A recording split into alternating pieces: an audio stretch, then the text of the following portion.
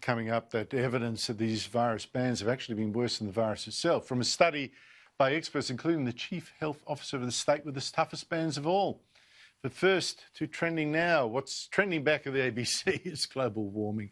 The Institute of Public Affairs used freedom of information laws to uncover 300 emails from ABC staff, each telling each other how great it would be for the ABC staff to have a climate crisis advisory group to, push that global warming scare they all love. But I don't know that they need it, because the ABC is doing all that pushing of the scare right now. I mean, as we speak, the national broadcaster has got a new radio series on, Hot Mess, on global warming. It's also got a Four Corners show tonight on global warming. What climate policy? It's a mess. Four Corners, Monday. And most bizarre of all, its Science Show is running a series on climate grief, people sobbing for the planet. Its host is the ABC's top science presenter, Robin Williams, a tremendous alarmist, this bloke.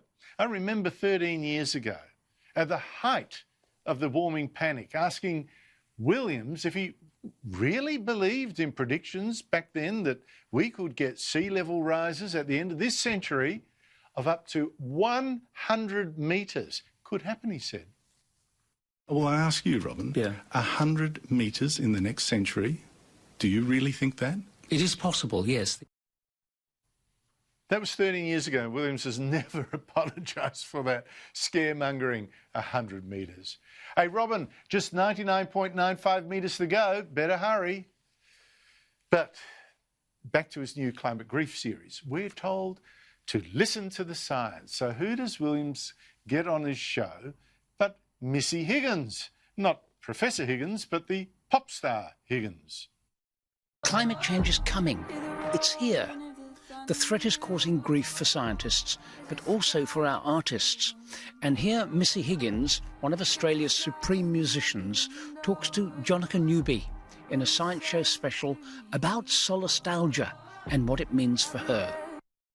That conversation with ABC climate change hysteric Jonica Newby was bizarre.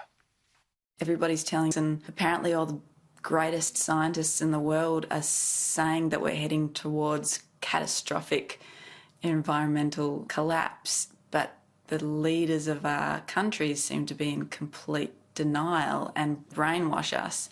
I really found myself in a place where I had to shut off from the world, shut off the... I've been thinking about the ways in which climate hits us emotionally. Obviously, that's what the book is partly about. Fear is what I feel when I stare at the beast. I've decided to personify climate change as the beast, the monster, out of any epic story. That, folks, is the ABC's Science Show for an hour. That.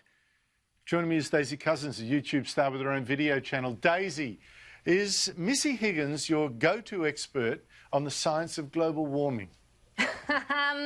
Not quite, Andrew. I actually don't think I'd look to a celebrity for an expert opinion on anything, especially climate change, and especially if that celebrity is on the ABC. I mean, of all places, we know exactly what they are going to say. I mean, look, poor Missy Higgins, it sounds like she has spent way too much time on Twitter drinking down the far-left radical climate alarmism Kool-Aid, and it is so ironic, Andrew, that she talks about being brainwashed allegedly by our governments around the world, when it's quite clear to me that perhaps she's been the victim of a little bit of brainwashing herself.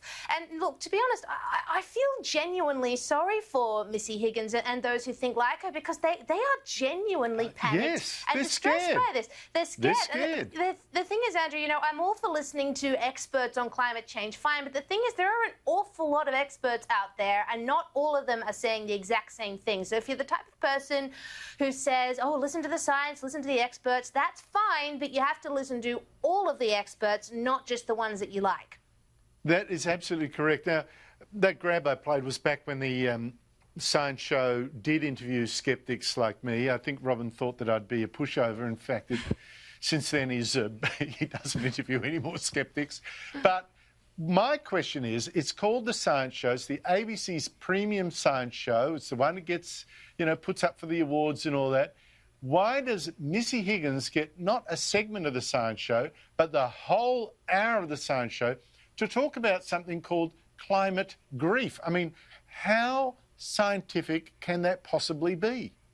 Well, climate grief seems to be the new kind of in thing on the climate alarmism front. I mean, we spent months hearing about eco-anxiety in children and adults, but that's forgot about that, yes. That's so 2019, though. I mean, 2020 now is all about climate grief because, you know, it sounds a lot more extreme than eco-anxiety, that's for sure. And, Andrew, coincidentally, I actually heard the term climate grief for the first time this morning when I checked Twitter in the morning, and I saw a headline from the news outlet Vice, which is, of course, a regressive leftist online outlet. And the headline read, and I kid you not, I have it here, it read, "People of colour experience climate grief more deeply than white people." I kid you not. And then it went on to say that the reason for this is that people of colour have a history of racial terror.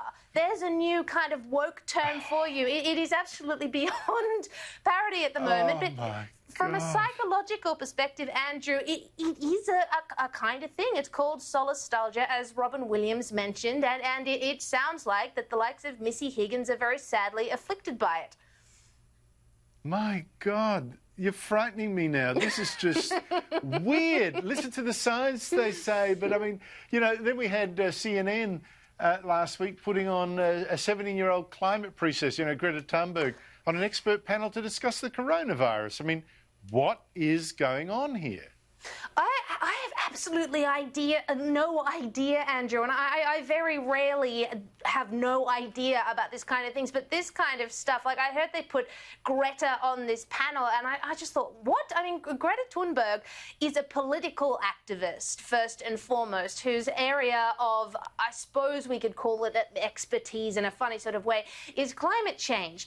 She is not an expert in the subject of the coronavirus. I doubt she has any kind of background in virology or anything like that. And look, this isn't to do with her age. I mean, there are some brilliant 17-year-olds out there, I'm sure, who could talk about this kind of stuff, but not Greta. Maybe it was the star power. Maybe they wanted to sort of insert the subject of climate change into the solutions for coronavirus. But either way, it was probably some bizarre decision-making. No. It is. We've gone from well past science to just emoting, and now the better you emote, the more expert you are. Daisy, quickly, it's a year ago the Prime Minister won an election that almost everyone thought he'd lose. Here he is on that night. I have always believed in miracles.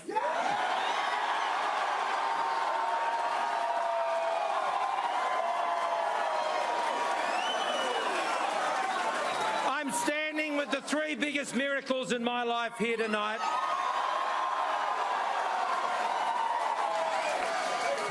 And tonight we've been delivered another one.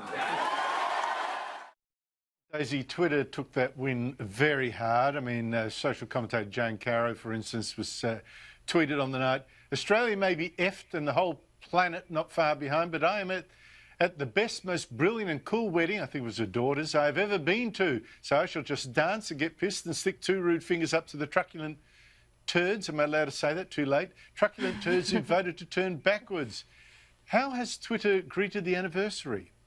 Twitter has actually been surprisingly quiet about this topic. I'm guessing that maybe they don't want to dig up all those terrible memories that I'm sure they had from that night. I mean, certainly there was an extraordinary reaction, but I did see quite a funny little tweet from lovely Peter Van Onselen, or PVO as we like to call him, referencing his infamous quote from before the win last year. And today he tweeted, "1 year on from the last election, like most, my prediction was wrong. But I'm certain Scott Morrison will win the next election, and I'm happy to wear it as a badge of shame if I'm wrong," which is, of course, a play on what he said when he predicted there was no way Scott Morrison could win the election. So I'm guessing he's hoping that he's wrong again, you know, since he's very much not a Liberal man.